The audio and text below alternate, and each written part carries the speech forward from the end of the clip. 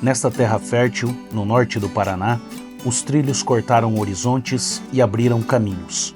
Era novembro de 1930. O primeiro trem cruzou Cornélio Procópio, trazendo consigo o progresso, as mercadorias e as esperanças de uma cidade que começava a se erguer.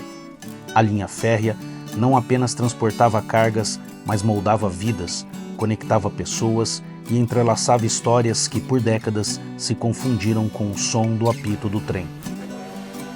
O trem, com aquele seu apito, ele já vinha anunciando o nascer da nossa querida Cornélio Procópio. O surgimento de Cornélio Procópio se dá em 1924, há 100 anos praticamente. Só que a cidade só começa a ser construída ou ser aberta a partir do momento que a ferrovia começa a chegar aqui, com a trilha, com a picada sendo aberta a partir de 1929 e depois o trem chegando propriamente dito, os trilhos construídos em 1930. Cornélio ficou no caminho, na rota da ferrovia São Paulo-Paraná, que foi adquirida pelos britânicos, e ela era o principal componente da Companhia de Terras Norte do Paraná. Com a construção da ferrovia, a parte em frente da ferrovia, onde hoje é a Avenida Marechal, começou a se construir barracões, depósitos pertencentes a comerciantes, também pertencentes a fazendas que foram sendo abertas. A ferrovia, o primeiro evento marcante que a gente tem já é em 1931, no mês de maio de 31, quando o príncipe de Gales ele visita a cidade de Cornélio Procópio. O príncipe de Gales que viria a se tornar o rei Eduardo VIII, o rei que renunciou posteriormente em 1936, 36, 37, ele renuncia à coroa britânica e daí o pai da rainha Elizabeth assume. Grande parte das famílias aqui da cidade, que vieram, as pessoas que moram hoje aqui na cidade de Cornélio Procópio, a família chegou de trem. Alguns porque talvez não tivesse dinheiro para ir para frente, para Londrina. Outros porque gostaram do lugar ou já planejavam vir para cá, Enfim, a ferrovia é extremamente importante. O quilômetro 125, por quê? Quilômetro 125 contado a partir do marco zero da ferrovia, no pátio da estação ferroviária de Ourinhos. De lá até onde hoje, vamos colocar aqui, parece-me que é onde é a sorveteria, em frente à pedra. E aquele local era para ser a estação ferroviária, porém a topografia não deve ter ajudado muito, e daí ela foi colocada logo à frente. Em 1972, nas festividades realizadas em Cornélio Procópio, em comemoração aos 150 anos, que é o Sesc Centenário da República, foi lançado o concurso para a escolha do hino a Cornélio Procópio. Então, o saudoso professor Átila Silveira Brasil me procurou e sugeriu que eu fizesse a melodia para o hino de Cornélio Procópio. E ao deparar assim, com aquela beleza literária daquela letra em relação ao hino de Cornélio Procópio, eu fiquei muito emocionada e comecei a composição. Na primeira estrofe, eu já senti o que aquele lindo poema já queria anunciar. A terra chamando, apitos de trem, mata derrubando, pioneiros que vêm, sementes plantando, lavoura crescendo, cidade nascendo e a terra brotando. Minha caminhada, eu e a minha família, tiveram oportunidade de desfrutar com a delícia de andar de trenzinho, que era o desejo das minhas filhas. E o meu esposo, Valdevino, sugeriu que no aniversário da minha filha, que ela tinha 5 anos, que nós fôssemos comemorar o seu aniversário lá na Casa da Criança, que fica no distrito de Congonhas. E para lá nós fomos. todo mundo no trem, levando docinho, bolinho para o aniversário. E lá ela se divertiu muito com as crianças, saímos felizes daquele local. A cidade cresce no entorno a partir da ferrovia.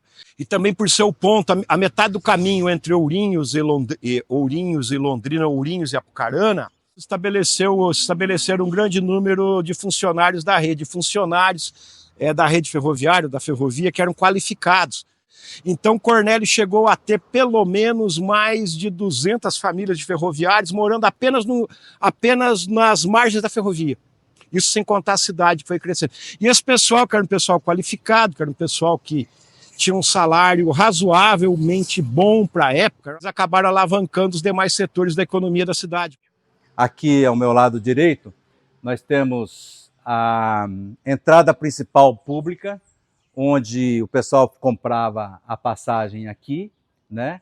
E os agentes e as pessoas que trabalhavam na estação, como meu pai, por exemplo, meu pai orgulhosamente colocava o seu cap para a chegada do trem, né, para receber o trem, também junto com o restante da equipe.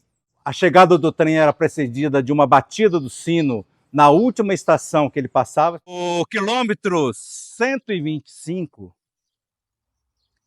ele não saiu do nada. Ele foi construído por ferroviários, por pessoas, por operários, e tinha os manobreiros que orientavam os maquinistas. Como que os manobreiros orientavam os maquinistas? Os manobreiros orientavam os maquinistas com a lanterna a querosene.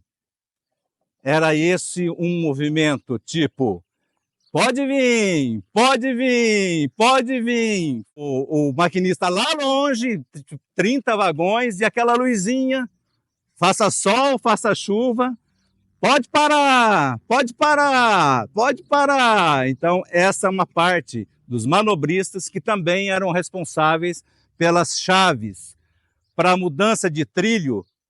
E se essa chave fosse ligada errado, simplesmente o trem descarrilava.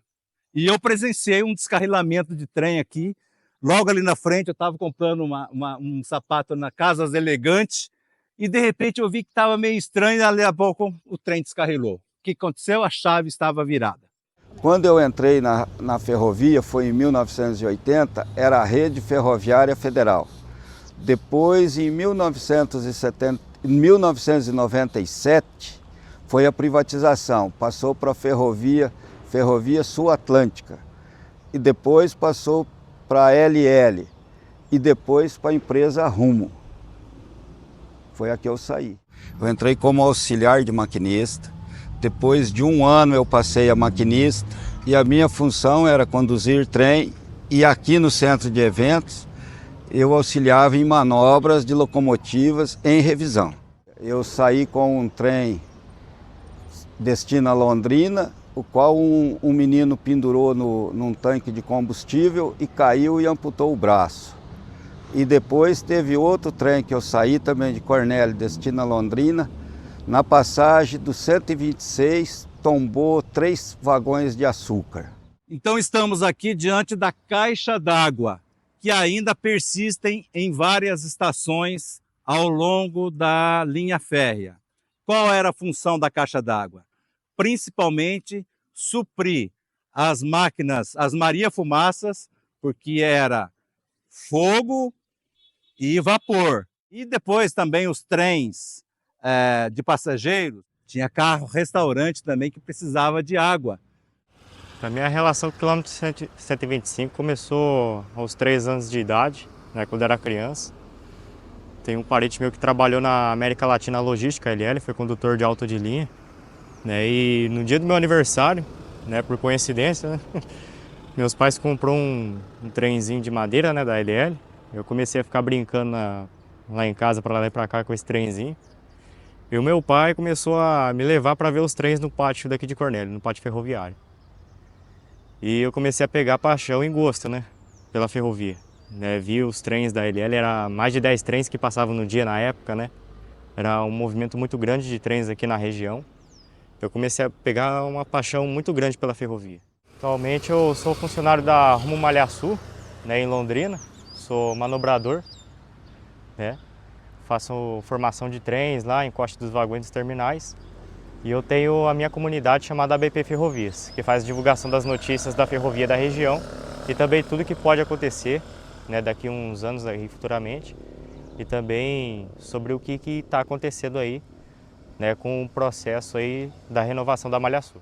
Teve aquele brutal assassinato da Cleuzinha, que é uma história já muito comentada aqui na cidade de Cornélio Procópio.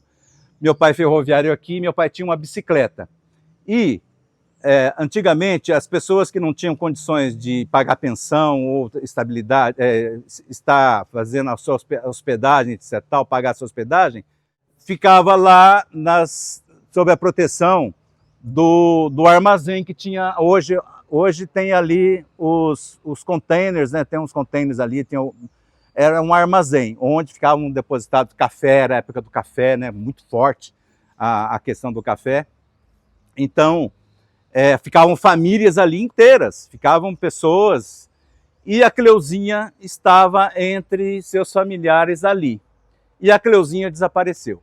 A mãe, desesperada, veio aqui na estação pedir socorro para os funcionários, para os ferroviários, e meu pai pegou a bicicleta dele, meu pai pegou a mãe da Cleuzinha, botou na garupa e deram uma volta. Ela foi dando uma volta aqui na cidade para ver se encontrava a Cleuzinha. E a Cleuzinha foi encontrada morta lá no Macuco, e aí um pouco dessa história vocês já sabem, que culminou com muitas pessoas mortas lá em frente à delegacia, porque o pessoal queria linchar o assassino, e aconteceu toda aquela tragédia. Até hoje não se sabe exatamente quantas pessoas morreram. E eu tenho na minha memória hoje,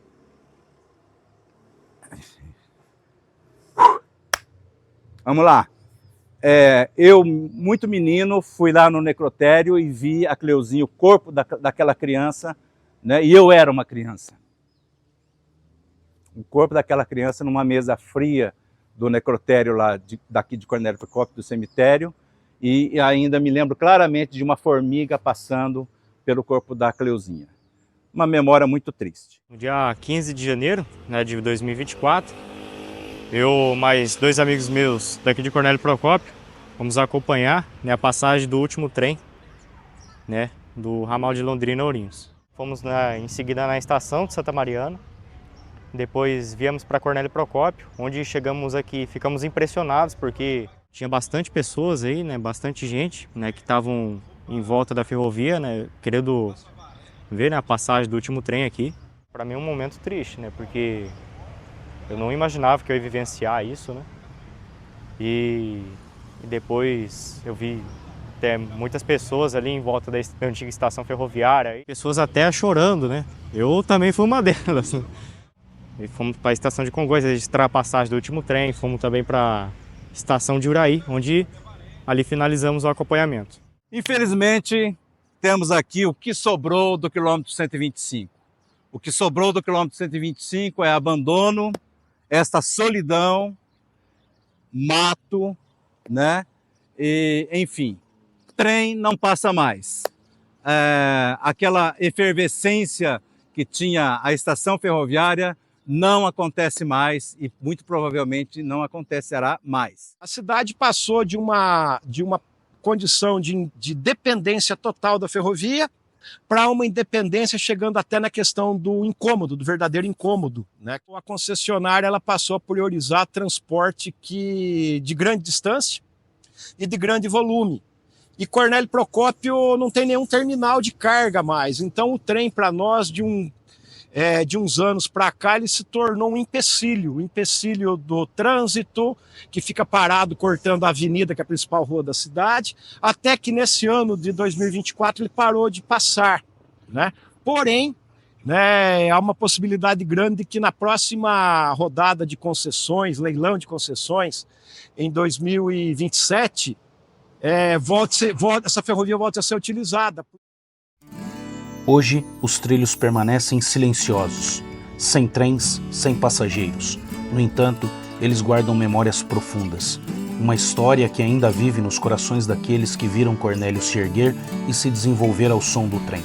Esta é a história da linha férrea de Cornélio Procópio, uma história de movimento, de chegadas e de partidas.